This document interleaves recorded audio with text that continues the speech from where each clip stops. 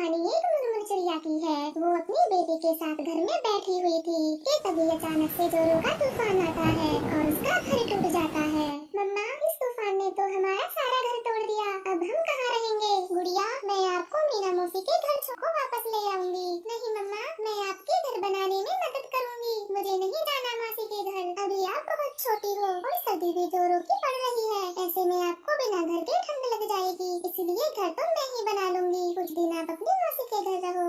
ऐसे बातें कर चिड़िया अपनी बेटी के साथ थोड़ा अनाज लेकर दूसरे जंगल चली जाती है। वो शाम होने तक मीना मौसी के घर पहुंच जाती है। मौसी, जल्दी से दरवाजा खोलो, मैं आई हूँ मुनमुन चिड़िया। मुनमुन चिड़िया कई बार आवाज लगाती है लेकिन कोई दरवाजा नहीं खोलता। तभी एक बूढ़ी चील वहाँ रुक जाती है। मीना चिड़िया तो यहाँ पर नहीं है, वो कई दिनों से जंगल से बाहर गई है। ऐसा कहकर चील वहाँ से चली जाती है। मुनमुन चिड़िया बहुत परेशान हो जाती है। मीना मौसी तो पता नहीं कब आएंगी, अब मैं अपनी बेटी को लेकर किसके घर जाऊँ? थोड़ी देर में रात भी होने वाली है। चिड़िया ऐसा सोच ही रही थी कि तभी बारिश शुरू हो जाती है। वो जल्दी से एक अनजान पक्षी का दरवाजा खटखटाती है।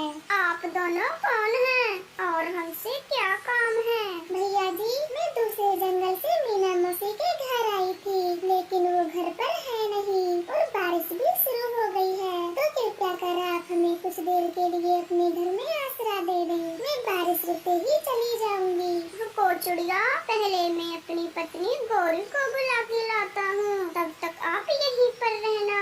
कालू जी, कौन आया था इतनी तेज बारिश में? गौरी जी, मीना चिड़िया की कोई रिश्तेदार है, मीना तो घर पर है नहीं, इसीलिए बारिश बंद होने तक आसरा मांग रही है। नहीं नहीं कालू जी, मैं नहीं दे सकती अपने घर में आसरा, जाओ उस चिड़िया से आप मना कर दो। लेकिन गौरी जी, उसके पास एक पोटली है, आप एक बार जाकर उससे बातें तो करो। क्या कहा? उसके पास पोटली है? मैं अभी जाती हूँ। मैं अपने घर में किसी को फ्री में नहीं रहने देती, आपको मुझे कुछ तो देना होगा, तभी मैं आपको अपने घर के अंदर आने दूंगी। कवि जी, मेरी इस पोटली में अनाज है, आप इसमें से थोड़ा सा ले लेना, परंतु हमें अपने घर में थोड़ी सी जगह दे दें। ठीक है, आप दोनों अंदर आ जाओ और अपने पैरों को पहुँच कर आना, घर गीला नहीं करना मुझे। फिर गौरी कवि एक घोंसला चिड़िया को दे देती है और उससे कहती है, आप दोनों इस घोंसले में रहना और मुझे इस पोटली में से आधा अनाज किराए का दे दें। फिर चिड़िया आधा अनाज गौरी कव्वे को दे देती है। गौरी वो अनाज लेकर अपने घोंसले में चली जाती है। कालू जी, आज तो मजे ही आ गए, जो ये चिड़िया हमारे घर पर आई और बैठे बिठाई फ्री में अनाज भी मिल गया। गौरी, मैंने चाय बनाई है, आप ये 2 प्याली चाय उन माँ बेटी को भी दे दें, बेचारी बारिश में भीग गई हैं। वो हमारी रिश्तेदार थोड़ी ना है जो उन्हें चाय दे दे। आप चुप करके सो जाओ, सारी चाय मैं पी लेती हूँ, आए बड़े फ्री में चाय पिलाने वाले। ऐसे बातें कर वे दोनों सो जाते हैं। लेकिन मुनमुन चिड़िया को तो नींद नहीं आ रही थी, वो अपनी बेटी को पंखों में छिपाए बैठी हुई थी। ये गौरी कवरी तो बहुत चालाक है, बस जल्दी से बारिश रुक जाए, मैं सुबह होते ही अपने जंगल चली जाऊंगी। ऐसे विचार करते हुए चिड़िया देर रात होने पर सो जाती है और सुबह होते ही दरवाजे पर आकर देखती है, हे भगवान, ये बारिश तो बंद होने का नाम नहीं ले रही, अब मैं अपने जंगल कैसे जाऊंगी? चिड़िया ऐसे सोच ही रही थी कि तभी गौरी कवरी वहाँ आ जाती है। देखो चिड़िया, बारिश तो आज भी हो रही है, अगर तुम्हें आज भी घर के अंदर रहना है तो बाकी का अनाज भी मुझे दे दो।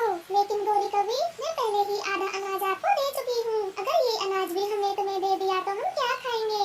वो सब मुझे नहीं पता, अगर मेरे घर में रहना है तो बाकी का अनाज तो देना ही होगा, वरना मेरे घर से अभी चली जाओ। लेकिन गौरी, ऐसी तेज बारिश में हम कहाँ जाएंगे और अनाज आपको दे दिया तो हम क्या खाएंगे? हम पर कुछ दया करो। अरे तू तो मेरे पीछे ही पड़ गई है, या तो मुझे अनाज दे दे, वरना मेरे घर से अभी के अभी निकल जा। फिर मुनमुन चिड़िया वो बचा कुचा अनाज भी गौरी कवरी को दे देती है और भगवान से बारिश बंद होने की प्रार्थना करती है। हे भगवान, इस बारिश को बंद कर दो, हमें अपने जंगल जाना है। चिड़िया ऐसे सोचते हुए सो जाती है और सुबह होते ही दरवाजे पर आती है, लेकिन बारिश तो रुकने का नाम नहीं ले रही थी। तभी गौरी कवरी उसकी बेटी को दरवाजे पर ले आती है। तुम्हारे पास मुझे देने के लिए अब कुछ भी नहीं है, इसीलिए अब अपनी बेटी को लेकर मेरे घर से चली जाओ। आपने हमारा सारा अनाज तो ले लिया, कृपया कर हमें बारिश रुकने तक घर में रहने दे, ऐसी बारिश में हम कहाँ जाएंगे? मेरा घर कोई धर्मशाला तो है नहीं, मेरी ओर से तो तुम कहीं भी जाओ। ऐसा कहकर गौरी कवरी अपने घर का दरवाजा बंद कर लेती है। चिड़िया अपनी बेटी को पंखों में छिपाए बारिश में भीग रही थी। मम्मा, अब हम कहाँ जाएंगे? मुझे बहुत ठंड लग रही है और ये पानी कितना ठंडा है। चलो मेरी बेटी, हैं। फिर वे दोनों वहाँ से चली जाती हैं। तभी उसे एक घर दिखाई देता है। चिड़िया वहाँ रुक जाती है। वो आवाज लगाने ही वाली थी कि तभी उसकी नजर खिड़की पर पड़ती है। अरे बाप रे, ये तो बड़ी चील का घर है। अगर इसके घर गई तो ये हमें खा जाएगा। चिड़िया तुरंत ही अपनी बेटी को लेकर वहाँ से उड़ जाती है और एक खाली जगह पर बैठ जाती है। मेरी बेटी को बहुत तेज बुखार आ गया है। अब मैं कहाँ जाऊँ? यहाँ तो कोई हमारी मदद भी नहीं कर रहा। चिड़िया बारिश में बैठी रो रही थी कि तभी वहाँ से टूनी चिड़िया गुजरती है। वो मुनमुन चिड़िया को देखते ही उसके पास चली जाती है। बहन जी, ऐसी बारिश में आप यहाँ क्यों बैठी हो? सर्दी का मौसम है, ऐसे भीगने से आपको ठंड लग जाएगी। चिड़िया बहन, मेरी बेटी को बहुत तेज बुखार है और हमारी कोई मदद नहीं कर रहा। कृपया कर हमारी मदद करो। फिर मुनमुन चिड़िया रोते हुए टूनी को सारी बातें बताती है। टूनी तुरंत ही उन दोनों को अपने घर ले जाती है। बहन जी, आप जल्दी से बच्ची को कंबल से ढक दे, मैं आपके लिए चाय लाती हूँ। फिर टूनी चिड़िया उन दोनों को गरम गरम चाय देती है। लेकिन गुड़िया तो चाय नहीं पी रही थी क्योंकि उसका शरीर बुखार से तप रहा था। बहन जी, बच्चे का बुखार तो बढ़ता ही जा रहा है, मैं अभी बुलबुल डॉक्टर को बुलाकर लाती हूँ। ऐसा कहकर टूनी बुलबुल डॉक्टर के घर चली जाती है। बुलबुल दीदी, आप जल्दी से हमारे घर चले, मेरे घर एक बच्ची को बहुत तेज बुखार है। ठीक है टूनी चिड़िया, मैं अभी अपना मेडिसिन बैग ले लेती हूँ। बुलबुल अपना बैग लेकर जल्दी से टूनी चिड़िया के साथ चली जाती है।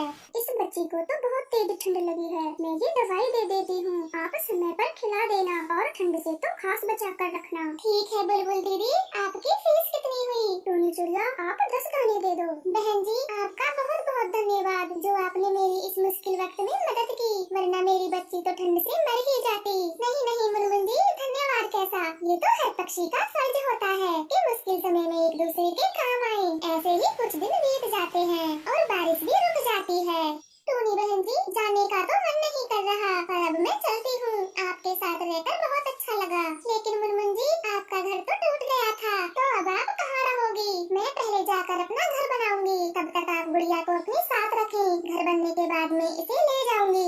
मुनमुन बहन जी, अगर आप चाहे तो मेरे घर के पास ही अपना घर बना सकती हो। मुनमुन चिड़िया सोच में पड़ जाती है कि तभी उसकी बेटी बोल पड़ती है, मम्मा, टूनी आंटी सही कह रही है, हमें उस जंगल में नहीं जाना चाहिए, वहाँ तो आए दिन तूफान आते रहते हैं और घर भी कितनी जल्दी टूट जाता है।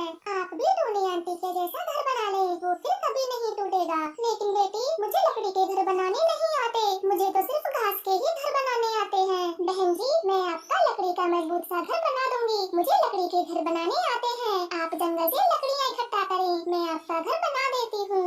फिर मुनमुन चिड़िया जंगल से लकड़ी जमा करती है और टूनी चिड़िया उसका घर बनाती है। 2-3 दिनों में उनका लकड़ी का घर बनकर तैयार हो जाता है। आपका बहुत बहुत धन्यवाद टूनी बहन जी, आपने हमारा लकड़ी का घर बनवा दिया, वरना इतना मजबूत घर तो मुझसे कभी नहीं बनता। हाँ मम्मा, आप ठीक कह रही हो, अब हमें बारिश में भीगना नहीं पड़ेगा और न ही तूफान में हमारा घर टूटेगा। फिर वो दोनों भी अपने लकड़ी के घर में रहना शुरू कर देती हैं और तेज बारिश तूफान में उनका घर